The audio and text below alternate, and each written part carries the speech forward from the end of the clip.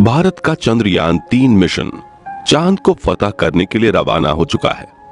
14 जुलाई 2023 के दिन दोपहर के 2:35 पर बाहुबली चंद्रयान-3 ने श्रीहरिकोटा के सतीश धवन स्पेस सेंटर से एक सफल उड़ान भरी और अब चंद्रयान-3 अंतरिक्ष में पहुंचकर धरती के आसपास इलिप्टिकल रूट में एंट्री ले चुका है, जिसमें सफर करते हुए स्पेस क्राफ्ट धीरे धीरे पृथ्वी से दूर और चांद के पास जा रहा है।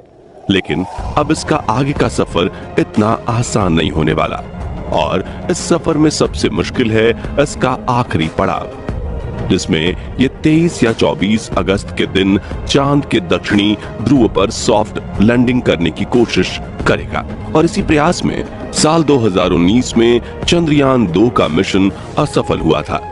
तो अब सवाल आता है कि आखिर क्यों चांद पर जाना इतना भयानक है और नासा के वैज्ञानिकों ने चांद पर ऐसा क्या देखा कि 70 दशक में चांद पर जीत हासिल करने वाले नासा ने अचानक से अपने सारे मून मिशंस बंद कर दिए। इस वीडियो में हम चांद से जुड़ी इन्हीं रहस्यमयी बातों से पर्दा उठाएंगे, साथ ही आपको चंद्रयान-3 के बारे में भी कुछ नया और अनोखा बताएंगे। तो पूरा वीडियो देखिएगा। दोस्तों, सतह से चंद्रमा की पूरी तरह से गोलाई दिखाई देती है, लेकिन वास्तव में चांद भी पृथ्वी की तरह अंडाकार है। चांद की सतह पर बेहद स्थिर और हल्का वायुमंडल मौजूद है। ये तो आप जानते ही होंगे कि साल 2009 में चंद्रयान-1 मिशन ने चांद पर पानी की खोज की थी। लेकिन आपको बता दें कि चांद की सतह पर पानी लिक्विड फॉर्म में मौजूद नहीं है, बल्कि इसके बड़े बड़े और बेहद ठंडे क्रैटर्स बर्फ के रूप में मौजूद हैं। साथियों, चांद से जुड़ी ये रहस्यमयी बात ये भी है कि स्विट्जरलैंड की यूनिवर्सिटी ऑफ बेसल ने अपने एक अध्ययन में ये बात खोज निकाली थी कि चंद्रमा पृथ्वी पर रहने वाले लोगों की नींद पर भी असर डालता है। कहा जाता है कि जहां अमावस के दिन लोग काफी अच्छी नींद कर पाते हैं, वहीं पूर्णिमा पर उन्हें कम नींद आती है। हालांकि विज्ञान ने इस बात को पूरी तरह से एक्सेप्ट नहीं किया और आज भी कुछ वैज्ञानिक इस बात पर अध्ययन कर रहे हैं। दोस्तों, चांद की जमीन काफी ऊबड़-खाबड़ है और इसमें कई बड़े बड़े क्रेटर यानी गड्ढे मौजूद हैं, जो इतने बड़े हैं कि पिछले करोड़ों सालों से इनके अंदर सूरज की रोशनी तक नहीं पहुंच पाई है। इनमें से सबसे बड़ा गड्ढा चांद के दक्षिणी ध्रुव में मौजूद है। एटकेन बेसिन नाम के इस गड्ढे का डायामीटर 2500 किलोमीटर और गहराई तो इतनी ज्यादा है कि इसमें एक के ऊपर एक करके 10 बुर्ज खलीफा समा जाएं। जी हां, इस गड्ढे की गहराई 8.2 किलोमीटर के आसपास है और ये पूरे सोलर सिस्टम के सभी ग्रहों और उपग्रहों में मौजूद गड्ढों में सबसे बड़ा गड्ढा है। माना जाता है कि चांद के इन क्रैटर्स में पानी छुपा हो सकता है, और वो भी थोड़ा बहुत नहीं बल्कि पूरे 100 मिलियन टन। इसके अलावा यहाँ hydrogen, ammonia, methane, sodium, mercury और सिल्वर जैसे मूल्यवान संसाधनों का खजाना मौजूद हो सकता है, जिसकी खोज करने के लिए ही चंद्रमा पर चंद्रयान-3 मिशन को भेजा गया है। साथियों, साल 1959 में रशिया के स्पेसक्राफ्ट ने पहली बार चांद पर लैंडिंग की थी, जिसके बाद अमेरिका ने भी कई मून मिशन किए और 20 जुलाई 1969 के दिन नासा के अपोलो 11 मिशन के दौरान एस्ट्रोनॉट नील आर्मस्ट्रॉन्ग और बज एल्ड्रिन ने चांद पर पहली बार कदम रखा था। जिसके बाद नासा ने कई मून मिशन किए थे और अपने कुल 12 एस्ट्रोनॉट्स को चांद पर भेजा। एस्ट्रोनॉट्स ऐसे व्यक्तियों को कहते हैं जो पृथ्वी के वायुमंडल से ऊपर जाकर अंतरिक्ष यानी चांद पर जाकर रिसर्च करें। लेकिन दिसंबर 1972 में अपोलो 17 मिशन के बाद नासा ने अचानक से इंसानों को चांद पर भेजना बंद कर दिया, जिसके लिए उन्होंने ये कारण दिया कि चांद पर फिलहाल ऐसा कुछ नहीं है जिसकी रिसर्च की जा सके। लेकिन कुछ लोगों का ये भी कहना था कि नासा ने असली कारण को छिपाया है। नासा के भेजे गए इन 12 में से कई अंतरिक्ष यात्रियों ने चांद पर कुछ अजीब सी आवाजें भी सुनी थी, तो कईयों ने इन पर बने एक अजीब ब्रिज और कूलिंग टावर जैसी रचना को भी देखा था। वहीं चांद की खोज में वैज्ञानिकों को एक सैटेलाइट डिश जैसी रचना भी दिखी थी और वैज्ञानिकों के मुताबिक इसका अपने आप बनना नामुमकिन है। हालांकि नासा ने कभी इस बात पर आधिकारिक बयान नहीं दिया था, लेकिन नासा के वैज्ञानिकों ने कई बार यह कबूला कि चांद पर एलियन का बसेरा हो सकता है।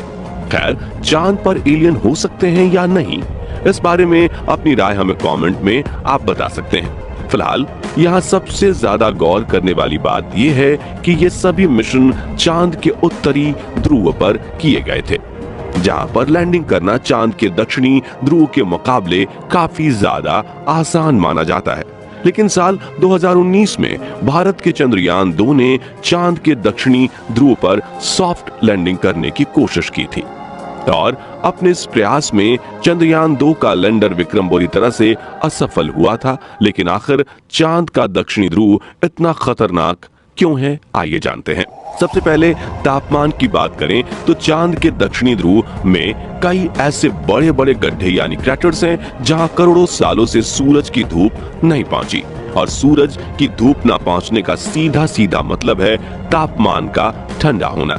इसलिए कई बार दक्षिणी ध्रुव का तापमान -230 डिग्री सेल्सियस तक पहुंच जाता है। ऐसे में किसी भी इंसान का स्पेस क्राफ्ट से बाहर निकलना तो छोड़ो, खुद स्पेस क्राफ्ट के लिए भी ऐसे वातावरण में काम करना मुश्किल है। इतने कम तापमान में कई बार स्पेस क्राफ्ट पर लगे इंस्ट्रूमेंट चलना बंद हो जाते हैं।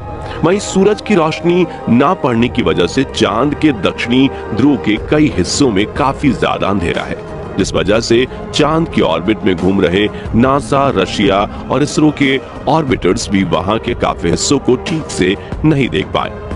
यानी कि उन हिस्सों में क्या हो सकता है ये किसी को नहीं पता। ऐसे में वहां जाना सबसे बड़ी चुनौती है।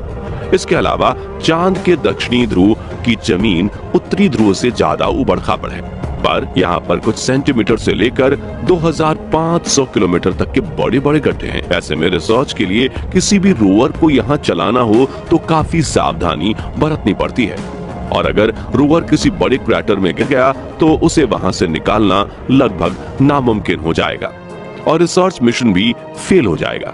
इस बात को ध्यान में रखते हुए इसरो ने चंद्रयान 3 के प्रज्ञान रोवर में सेंसर्स और नेविगेशन कैमरास लगाए हैं। अब सवाल आता है कि चंद्रयान 2 का विक्रम लैंडर चांद की सतह पर सॉफ्ट लैंडिंग करने में क्यों फेल हुआ था। तो बता दें कि इसरो के मुताबिक धरती से चांद की दूरी करीब 3,84,400 किलोमीटर है। ऐसे में इतनी दूरी पर लैंडर से डीप स्पेस कम्युनिकेशन बनाए रखना काफी मुश्किल होता है, क्योंकि इतनी दूरी पर रेडियो सिग्नल्स वीक हो जाते हैं और एंटेना से बहुत ज्यादा बैकग्राउंड नॉइज आता है। साथ ही अपनी कक्षीय गति यानी कि ऑर्बिटल मोशन की वजह से चांद लगातार अपनी पोजीशन बदलता रहता है। ऐसे में तय की गई लैंडिंग साइट पर पहुंचने के लिए लैंडर को भी सही मोशन पकड़े रहना पड़ता है। इसके अलावा चांद पर पृथ्वी से कम ग्रेविटी है, बहुत पतला वातावरण है, साथ ही चांद के दक्षिणी ध्रुव में काफी बड़े बड़े पत्थर और गड्ढे होने के साथ धूल भी उड़ती है, और ये सभी कारण किसी भी लैंडर को लैंडिंग करने में काफी चैलेंजेस देते हैं। और पिछली बार चंद्रमा की सतह से 2.1 किलोमीटर पर चंद्रयान 2 के लैंडर से इसरो का संपर्क टूट गया था, और इन्हीं में से किसी एक कारण की वजह से वो चांद की सतह पर क्रैश लैंडिंग करके तबाह हो गया था। लेकिन पिछली बार आई मुसीबत से सीख लेकर इसरो ने चंद्रयान 3 के लैंडर विक्रम को पहले से ज्यादा एडवांस्ड और पावरफुल बनाया है। जैसे कि चंद्रयान 2 के विक्रम लैंडर में 5 थ्रस्टर्स थे, लेकिन चारों तरफ सही संतुलन बनाए रखने के लिए चंद्रयान 3 के लैंडर में बड़े और एडवांस 4 थ्रस्टर्स लगाए गए हैं।